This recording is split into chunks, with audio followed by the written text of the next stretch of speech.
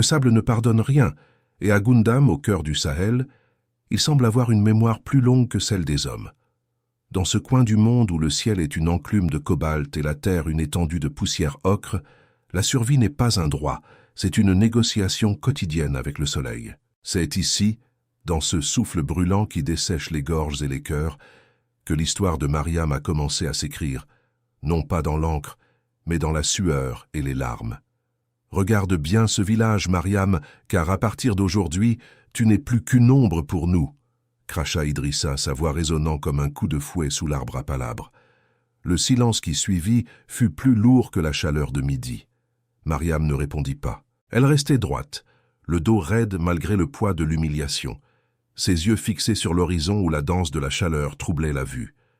À ses côtés, les anciens du village détournèrent le regard, gênés par leur propre lâcheté. Ils savaient que ce qui se passait était une injustice, mais dans un monde où le ventre est vide, la justice est un luxe que peu peuvent se permettre. Pour comprendre comment Mariam en était arrivée là, il faut se souvenir de Suleiman. Suleiman n'était pas seulement son mari, il était le maître des eaux. Dans une région où l'eau est plus précieuse que l'or, il possédait un don presque mystique. Il savait lire les rides du sable, interpréter le vol des oiseaux et écouter le murmure profond de la terre pour désigner l'endroit exact où creuser. Sous sa direction, Gundam n'avait jamais connu la soif. Il était le rempart entre la communauté et le néant. Mais la mort, tout comme le vent de sable, arrive sans prévenir. Une fièvre brutale, un délire de 3 jours. Et le protecteur de Gundam s'était éteint, laissant derrière lui une veuve silencieuse et une terre qui commençait déjà à se craqueler. Mariam, avec ses manières de femme instruite, elle qui avait passé du temps à la ville pour apprendre à lire et à compter, était soudainement devenue une anomalie, une menace pour l'ordre établi. Si vous trouvez cette histoire touchante et que vous voulez découvrir comment la résilience d'une femme peut changer le destin d'un peuple, je vous invite à vous abonner à la chaîne et à me dire dans les commentaires, sur une échelle de 0 à 10, à quel point la force de Mariam vous inspire. Votre soutien est le moteur qui nous permet de raconter ces récits de courage. Bakary observait la scène depuis l'ombre d'un mur en banco. Jeune instituteur revenu de Bamako, il portait en lui les cicatrices d'une ville qui l'avait déçu. Mais ici, à Gundam, la déception se transformait en dégoût de soi. Il était le neveu d'Idrissa, l'homme qui était en train de dépouiller Mariam de sa dignité. Bakary avait les mains qui tremblaient. Il voulait crier, s'interposer, dire que le droit foncier et la simple humanité interdisaient ce bannissement. Mais la peur est un poison lent. Il craignait pour son poste, pour sa sécurité, pour sa place dans une famille qui ne tolérait pas la dissidence. Idrissa, lui, ne connaissait pas la peur, seulement l'ambition. Pour lui, la mort de son frère Suleiman était une opportunité. En s'emparant des terres de la veuve, il consolidait son pouvoir politique et s'assurait le contrôle des rares puits encore fonctionnels. « Tu as refroidi le sang de mon frère avec ta stérilité et tes livres », accusa Idrissa devant la foule rassemblée. Une femme qui ne donne pas de vie et qui refuse de baisser les yeux devant les hommes n'a pas sa place parmi nous. Tu es maudite, Mariam, et ta malédiction attire la sécheresse sur nous tous. C'était un mensonge habile. La sécheresse frappait toute la région, mais en désignant Mariam comme bouc émissaire, Idrissa détournait la colère des villageois affamés. D'un geste théâtral, il s'approcha d'elle et saisit le pan de son pagne de deuil.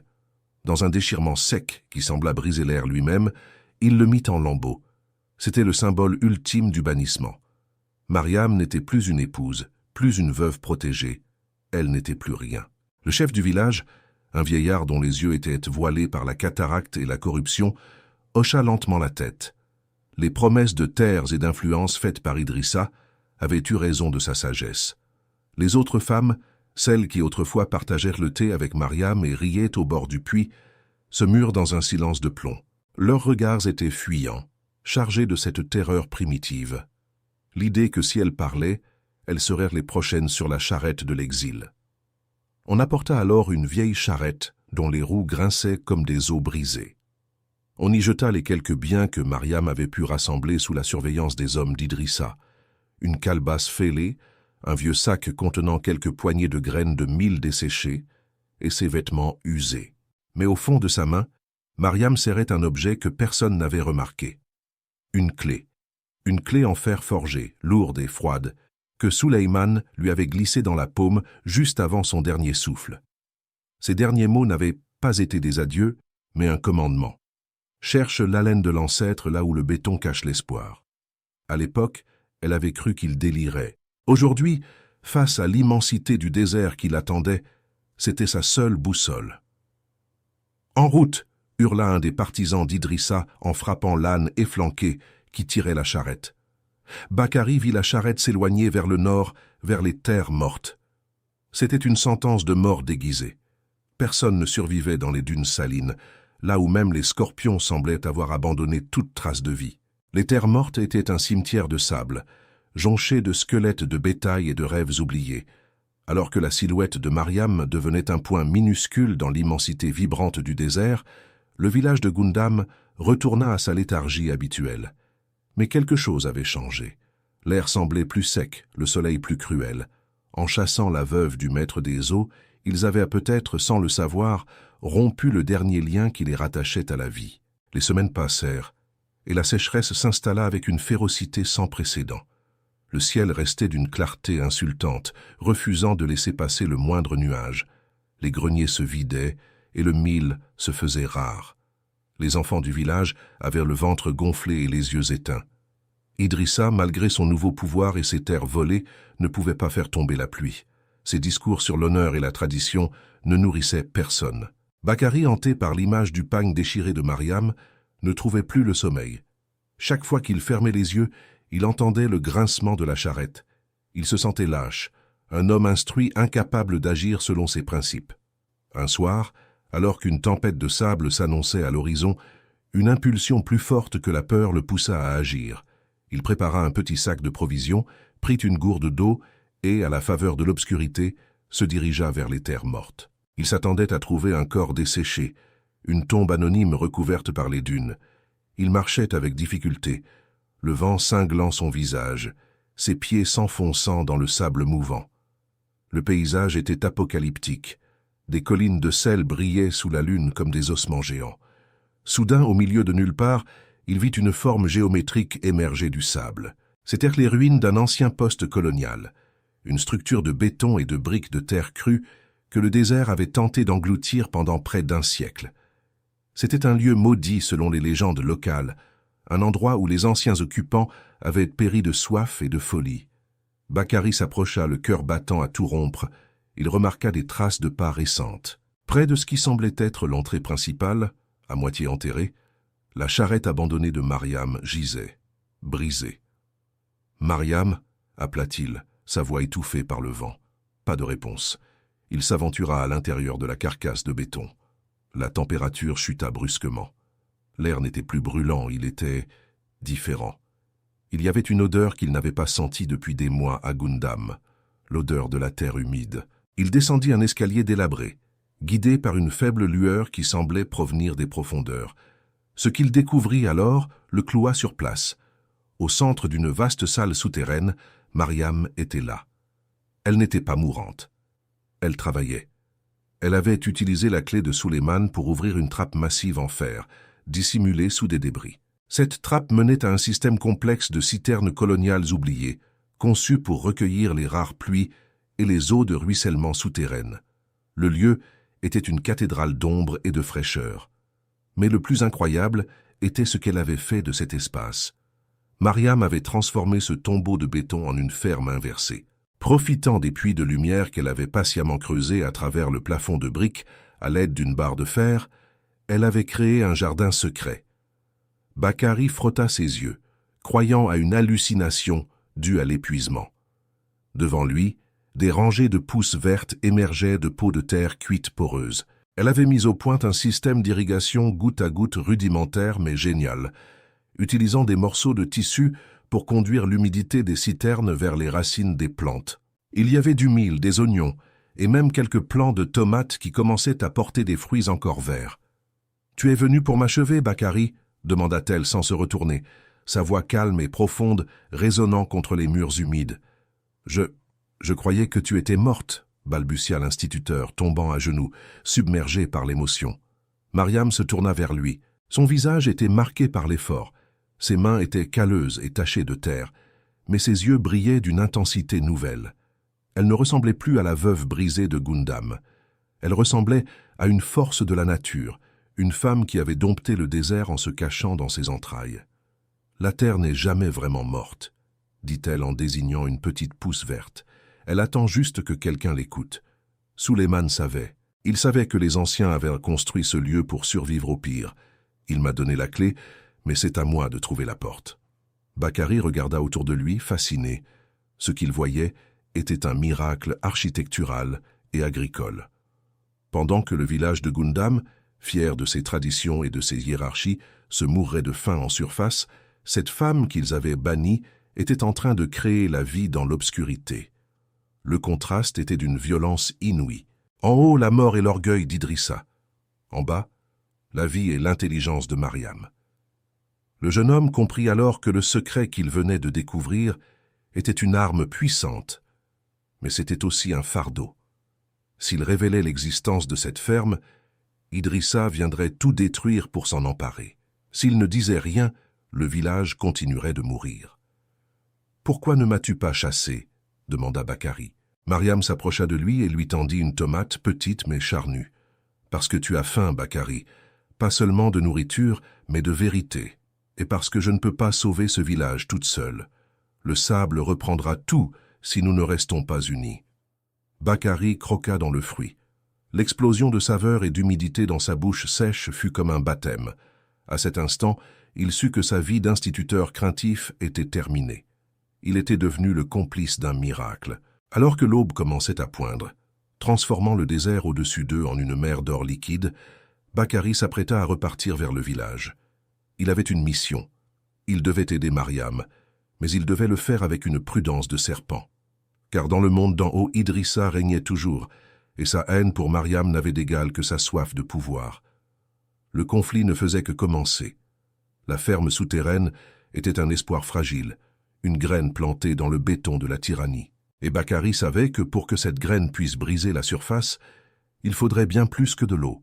Il faudrait du courage, du sang, et une vérité si éclatante qu'elle pourrait aveugler même ceux qui refusent de voir. Le silence du désert est un mensonge. Pour celui qui sait écouter, le sable hurle de soif, et les pierres craquent sous la pression d'une chaleur qui refuse de mourir, même lorsque la lune prend son tour de garde. À Gundam, le temps semblait s'être arrêté, figé dans une agonie lente. Les puits, autrefois généreux, ne crachaient plus qu'une boue saumâtre que les femmes filtraient avec des morceaux de tissu déchirés, espérant en extraire de quoi humecter les lèvres des nourrissons. Pendant ce temps, à quelques kilomètres de là, dans les entrailles des terres mortes, un autre monde respirait. Un monde de verdure et d'ombre, protégé par des murs de béton colonial et la volonté de fer d'une femme que tout le monde croyait condamnée.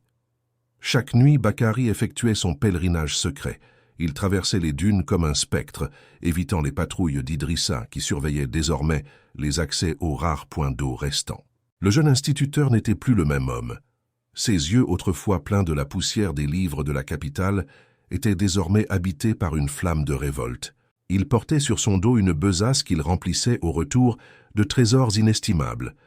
Des oignons fermes, des poignées de mil verts et parfois quelques tomates gorgées d'une eau que le soleil n'avait pas réussi à voler. « Tu prends des risques immenses, Bakary », lui murmura Mariam un soir, alors qu'elle l'aidait à charger son sac dans la fraîcheur de la citerne. « Si Idrissa découvre que je suis en vie, et surtout que je cultive cette terre, il ne se contentera pas de m'exiler. Il brûlera tout. »« Les orphelins du village n'ont plus que la peau sur les os, Mariam, » répondit Bakary, la voix étranglée par l'émotion. « Je ne peux pas les regarder mourir, alors que je sais que la vie pousse ici, sous nos pieds.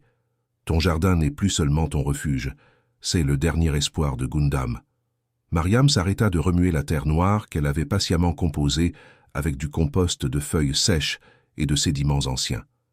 Elle regarda ses mains, sombres et fortes. Elle se souvenait de la Mariam d'autrefois, celle qui portait des robes de soie et discutait de littérature.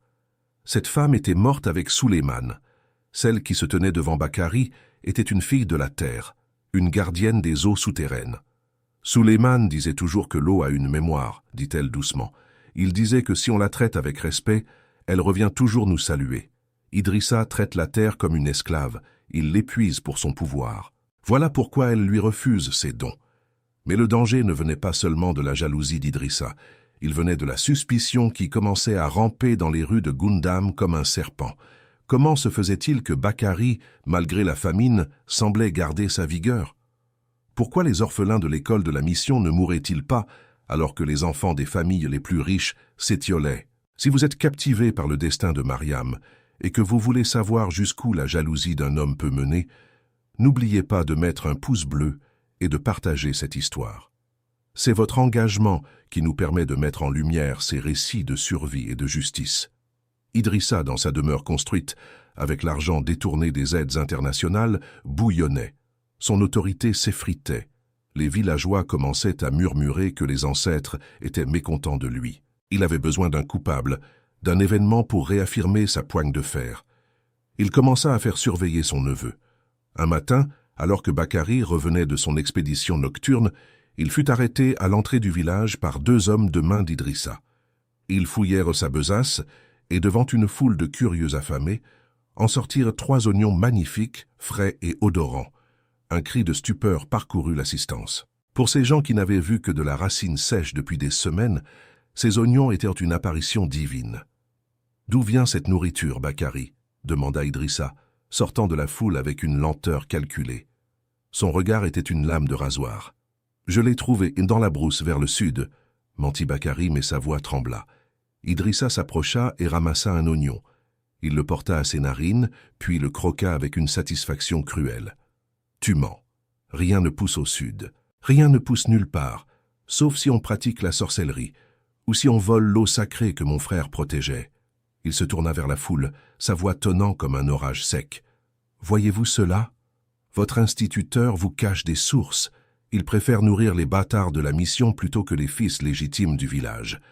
Il est de mèche avec l'esprit de cette femme maudite que nous avons bannie. » La foule, poussée par la faim et manipulée par la peur, commença à gronder. Le désespoir est un terreau fertile pour la colère aveugle. Bakary fut jeté dans une cellule de banco, tandis qu'Idrissa préparait une expédition. Il savait désormais que Mariam était vivante. Il savait qu'elle avait trouvé quelque chose dans les terres mortes. Et il le voulait. Non pas pour nourrir le village, mais pour prouver qu'il était le seul maître de la vie et de la mort. Pendant ce temps, dans la ferme souterraine, Mariam ne savait rien du sort de Bakary. Elle était occupée à explorer une partie de la citerne qu'elle n'avait pas encore osé ouvrir. C'était une porte en acier scellée par la rouille, située tout au fond de la structure coloniale. En utilisant la clé de fer forgé et un mélange d'huile et de patience, elle finit par faire céder le mécanisme. Ce qu'elle trouva à l'intérieur n'était pas de la nourriture ni de l'eau. C'était un petit bureau en bois de teck, miraculeusement préservé de l'humidité par l'air confiné. Sur le bureau reposait une boîte métallique scellée à la cire. Mariam l'ouvrit avec précaution. À l'intérieur se trouvaient des documents officiels datant de l'époque du cercle de Gundam, sous l'administration coloniale. Ses mains tremblèrent en déchiffrant les caractères calligraphiés. C'était un acte de propriété, un titre foncier en bonne et due forme, portant le sceau du district. Le document stipulait que cette portion des terres mortes, ainsi que toutes les structures souterraines, n'étaient pas des terres communales soumises au Conseil des Anciens.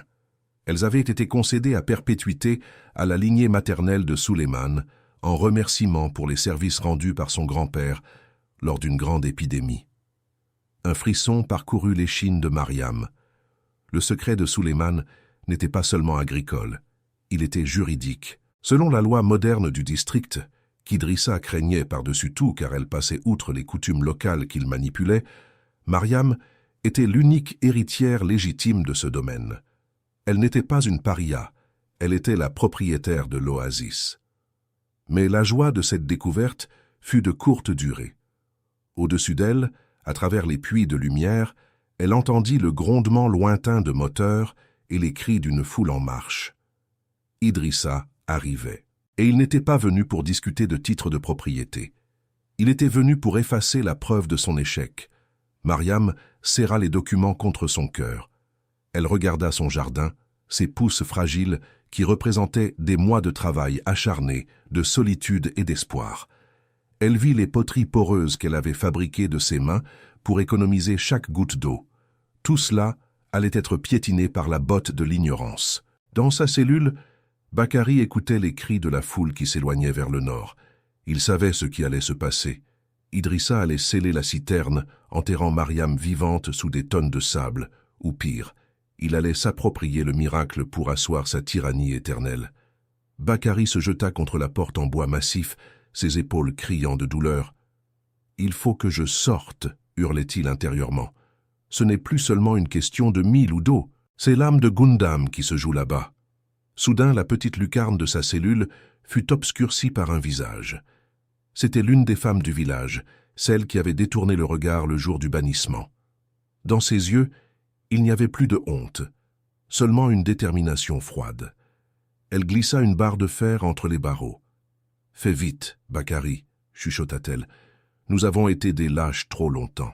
Si elle a pu faire pousser la vie dans le sel, nous pouvons bien faire pousser le courage dans nos cœurs. » Bakary utilisa la barre pour faire sauter le loquet. Il sortit dans la lumière crue de l'après-midi, le visage couvert de poussière. Autour de lui, une poignée de jeunes hommes et de femmes attendaient. Ils n'avaient pas d'armes, seulement des outils de labour et la force de ceux qui n'ont plus rien à perdre. « Nous ne pouvons pas laisser Idrissa tuer la source », dit l'un des jeunes, un ancien élève de Bakary. Ils se mirent en route, courant à travers les dunes, portés par un vent qui semblait soudain avoir changé de direction. L'harmattan, ce vent brûlant, s'était calmé, laissant place à une attente pesante. Aux terres mortes, Idrissa et ses partisans étaient déjà là. Ils encerclaient les ruines du poste colonial. Idrissa tenait une torche, bien que le soleil fût encore haut. C'était un symbole. Il voulait purifier ce lieu par le feu. « Mariam !» hurla-t-il vers l'ouverture de la citerne. « Sors de là avec tes démons. Rends l'eau que tu as volée à ton peuple. » Le silence qui répondit fut plus puissant que son cri. Puis, lentement, une silhouette émergea de l'ombre de la structure de béton. Mariam s'avança. Elle ne portait pas de haillons. Elle était drapée dans un tissu d'un vert profond qu'elle avait trouvé dans la malle coloniale. Et sur sa tête, elle portait une corbeille. Quand elle fut à quelques mètres d'Idrissa, elle posa la corbeille au sol. Elle était remplie de fruits éclatants, de tomates rouges comme le sang et de mil si vert qu'il semblait irréel dans ce décor de sel. « Je n'ai rien volé, Idrissa, » dit-elle, sa voix portant jusqu'au dernier rang de la foule qui venait d'arriver avec Bakary. « L'eau n'appartient à personne, mais la terre, elle, reconnaît ses enfants. Toi, tu n'es qu'un étranger sur cette terre, car tu ne sais pas l'aimer. » Idrissa rit, un rire sec et nerveux. « Tes paroles ne valent rien. Ce village meurt de faim à cause de toi. Je vais sceller ce trou et nous prendrons ce qui nous appartient. » Il fit un signe à ses hommes qui s'avancèrent avec des pioches. C'est à ce moment que Bakary et son groupe surgirent des dunes, se plaçant entre les hommes d'Idrissa et l'entrée de la citerne. « Arrêtez !» cria Bakary, brandissant la barre de fer. « Si vous détruisez ce lieu, vous détruisez la seule chose qui peut nous sauver tous. Regardez ces fruits. C'est cela que vous voulez enterrer ?» La foule hésita. Les villageois regardèrent la corbeille de Mariam, puis le visage haineux d'Idrissa. Le doute s'installait. L'odeur des fruits frais flottait dans l'air chaud, une tentation insoutenable. Idrissa vit son pouvoir vaciller. Il savait qu'il devait agir vite. « Bakary, tu es un traître, tu as été corrompu par cette sorcière. Écartez-vous, ou vous subirez le même sort qu'elle. » Mariam fit alors un pas en avant. Elle ne regardait pas la foule, elle regardait Idrissa droit dans les yeux. Elle sortit le document colonial de son corsage et le déplia lentement. Le papier jauni craqua sous ses doigts. « Tu parles de ce qui nous appartient, Idrissa ?» demanda-t-elle avec un calme glacial. « Sais-tu ce qu'est la loi des hommes, celle qui vient de la capitale, et que tu invoques quand ça t'arrange pour voler les veuves ?» Elle commença à lire le document à haute voix. Sa voix était claire, posée, chaque mot tombant comme une pierre dans un étang calme. Elle expliqua l'héritage de Suleiman, la concession coloniale, le droit inaliénable de s'aligner sur cette terre et sur l'eau qui y dormait. Le visage d'Idrissa se décomposa. Il savait que si ce document arrivait aux mains de l'administrateur du district, toutes ses manœuvres pour s'emparer des terres seraient réduites à néant. Il serait non seulement ruiné, mais jeté en prison pour spoliation. « C'est un faux !» hurla-t-il, sa voix montant dans les aigus. « Elle a fabriqué cela avec ses livres et ses mensonges. » Mais personne ne l'écoutait plus. Les villageois s'étaient approchés de la corbeille. Une vieille femme, la doyenne du village, s'avança en tremblant. Elle ramassa une tomate, la porta à sa bouche et ferma les yeux. Une larme coula sur sa joue parcheminée. « C'est le goût de la vie, » murmura-t-elle. « C'est l'eau de Suleiman. » Le climat social venait de basculer. La peur avait changé de camp. Idrissa, voyant que ses propres hommes baissaient leurs pioches, sentit le sol se dérober sous ses pieds. Il était seul debout dans le sel, avec pour seule compagnie sa torche qui commençait à s'éteindre sous le vent qui se levait. Mais Mariam ne triomphait pas. Elle savait que la vérité était une victoire fragile. Elle regarda Bakari puis la foule affamée. Elle savait que le plus dur restait à faire, transformer cette confrontation en une renaissance. Car si le secret était révélé, la convoitise allait suivre la fin. « Écoutez-moi » cria Mariam par-dessus le vent qui forcissait. « Cette terre est la mienne par la loi, mais elle sera la vôtre par le travail. Je ne vous demande pas de m'obéir. Je vous demande de réapprendre à écouter la terre, comme Suleiman le faisait. » Le ciel, comme pour répondre à son appel, s'assombrit soudainement. Ce n'était pas une tempête de sable, c'était un nuage massif, lourd, venant du fleuve Niger. L'air devint chargé d'une électricité nouvelle. Le tournant était là. Ce n'était pas seulement la fin de la tyrannie d'Idrissa, c'était le début d'une épreuve de vérité pour tout le village de Gundam. Allaient-ils accepter la main tendue de celle qu'ils avaient bannie, ou allaient-ils se perdre dans une nouvelle lutte pour le contrôle de l'oasis secrète? Bakari s'approcha de Mariam. « Qu'est-ce qu'on fait maintenant ?» Mariam regarda le premier éclair déchirer le ciel. « Maintenant, nous ouvrons les portes, toutes les portes. » Le premier éclair déchira le ciel de Gundam avec une violence biblique, illuminant les terres mortes d'une lueur bleutée et spectrale. Pendant un instant, le visage d'Idrissa apparut tel qu'il était vraiment, un masque de terreur et de haine, dépouillé de toute autorité. La torche qu'il brandissait tremblait dans sa main, sa flamme chétive luttant contre les premières rafales d'un vent qui ne transportait plus de sable, mais l'odeur lourde et enivrante de l'orage imminent. « Brûlez tout !» hurla Idrissa, sa voix se cassant sous la pression du tonnerre. « C'est de la sorcellerie. Elle a pactisé avec les djinns du désert pour nous humilier. Ne voyez-vous pas que ce papier est une malédiction ?» Mais ces hommes, autrefois si prompts à obéir, restaient pétrifiés. Leur regard ne quittait pas la corbeille de tomates et de mille vers posés aux pieds de Mariam. Pour ces hommes qui avaient vu leurs propres enfants s'étioler comme des fleurs sans eau, ce spectacle était plus sacré que n'importe quel discours d'Idrissa.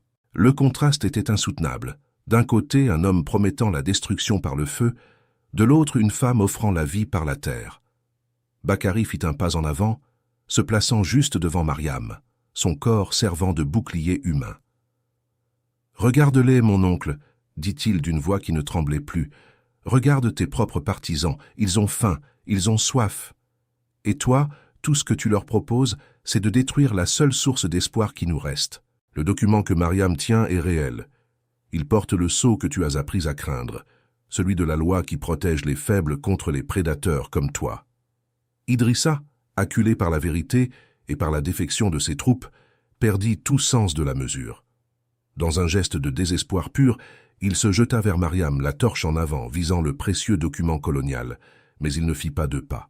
La foule, comme mue par une seule volonté, se referma sur lui. Ce n'était pas un lynchage, mais une marée humaine calme et irrésistible qui le désarma et le repoussa vers le sel blanc des dunes. C'est à cet instant précis que le ciel s'ouvrit. Ce n'était pas une petite pluie fine, mais un déluge, une cascade d'eau fraîche qui semblait vouloir laver Gundam de tous ses péchés. Le bruit de l'eau frappant le béton de l'ancienne structure coloniale était comme un tambour de guerre annonçant la fin d'une ère. Les villageois restèrent là sous l'averse, les visages tournés vers le ciel, ouvrant la bouche pour recueillir chaque goutte de ce miracle. Les larmes se confondaient avec la pluie.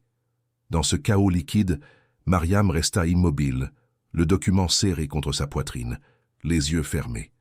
Elle ne savourait pas sa vengeance, elle savourait la justice.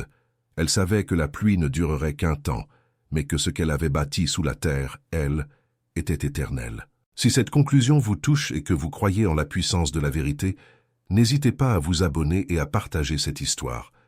Dites-moi en commentaire, avec une note de 0 à 10, si vous pensez que Mariam a eu raison de pardonner à ceux qui l'avaient bannie. Votre avis est essentiel pour nous. Le lendemain, le paysage de Gundam était transformé. La poussière s'était changée en une boue fertile et les terres mortes, pour la première fois de mémoire d'homme, semblait respirer. Mais le véritable changement était politique et social. L'administrateur du district, alerté par un messager envoyé secrètement par Bakary quelques jours plus tôt, arriva au village avec une escorte officielle. La réunion ne se tint pas sous l'arbre à palabres décharné, mais à l'entrée de la ferme souterraine de Mariam. Devant les autorités de la capitale, Idrissa tenta une dernière fois de faire valoir ses droits de lignée masculine. Mais le document colonial, authentifié par les archives du district, était irréfutable. La concession appartenait à Mariam. Pire pour Idrissa, les registres de la citerne révélaient qu'il avait systématiquement détourné les fonds destinés à l'entretien des puits communaux pour ses propres intérêts. La chute fut totale. Idrissa fut déchu de ses titres et banni à son tour, non pas vers la mort, mais vers l'exil dans une ville lointaine où son nom ne signifiait plus rien. Le chef du village, honteux, remit sa démission, laissant la place à un conseil de transition où Bakary fut nommé conseiller principal. Mais la véritable révolution fut celle des femmes. Celles qui s'étaient tues par peur, celles qui avaient détourné le regard le jour du bannissement, vinrent une à une devant la structure de béton. Elles ne s'agenouillèrent pas par soumission, mais par un respect profond, presque religieux. Elles demandèrent pardon non pas avec des mots, mais avec leurs mains, en proposant de descendre dans la citerne pour aider Mariam à agrandir les cultures. Mariam les accueillit toutes. Elle ne fit aucun reproche. Elle savait que la peur est une prison dont il est difficile de s'échapper. Elle devint la mère de l'eau, non pas parce qu'elle possédait la source, mais parce qu'elle savait comment la partager. Sous sa direction, la ferme souterraine devint le cœur battant d'une nouvelle économie. Elle enseigna aux jeunes du village comment transformer les ruines coloniales et les anciennes méthodes de conservation de l'eau en outils modernes de survie. Ils apprirent à fabriquer des poteries poreuses à grande échelle, à creuser des citernes de rétention et à cultiver à l'abri du soleil assassin. Bakary, quant à lui, transforma son école. Les livres de théorie furent complétés par des leçons pratiques de géologie et d'agriculture résiliente. Il n'était plus seulement l'instituteur qui craignait pour son poste. Il était l'architecte d'une conscience nouvelle. Il comprit que l'éducation n'était rien si elle ne servait pas à protéger la dignité humaine. Les années passèrent, et Gundam ne fut plus jamais le même village. On ne parlait plus des terres mortes, mais des jardins de l'ombre. La structure coloniale, autrefois symbole d'oppression et d'oubli, était devenue un monument à la résilience. Les murs de béton étaient désormais recouverts de vignes et de plantes grimpantes, créant une oasis de fraîcheur qui attirait les voyageurs de tout le Sahel. Un soir, alors que le soleil se couchait, peignant le désert de nuances de pourpre et d'or, Mariam et Bakary s'assirent sur le rebord de la citerne principale. Mariam tenait toujours la clé en fer forgé, polie par les années et l'usage. « Tu te souviens de ce que Souleymane t'a dit ?» demanda Bakary en regardant les enfants du village jouer près des nouveaux réservoirs d'eau. « Cherche la laine de l'ancêtre », répondit Mariam avec un sourire mélancolique. « Pendant longtemps, j'ai cru qu'il parlait de fantômes, mais j'ai compris que la laine de l'ancêtre, c'est la connaissance qu'ils nous ont laissée. C'est la capacité de voir la vie là où les autres ne voient que la poussière. » Elle regarda sa clé, puis la tendit à Bakary. « Tiens, elle ne m'appartient plus.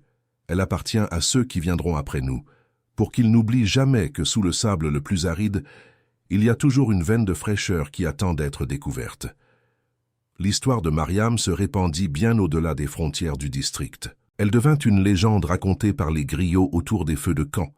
L'histoire de la femme que l'injustice avait voulu enterrer, mais qui n'était en fait qu'une graine.